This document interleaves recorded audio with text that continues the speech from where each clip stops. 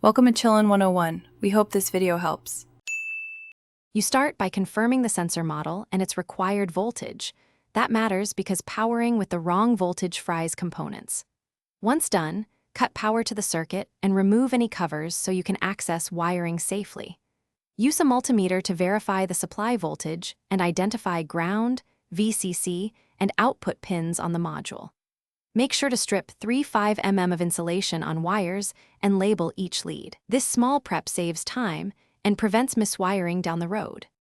Now you wire the sensor. Attach VCC to the correct supply and bind G&D to the common ground so signals have a reference.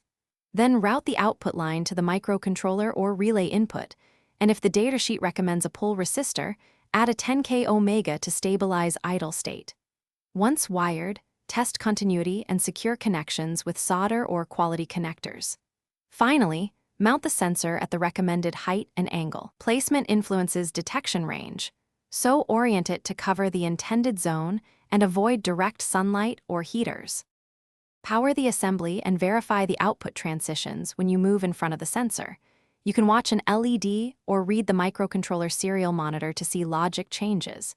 If detection is too sensitive or slow, tweak the sensitivity and delay potentiometers until behavior matches your needs. Once satisfied, fasten the enclosure and strain relief wires so nothing vibrates loose.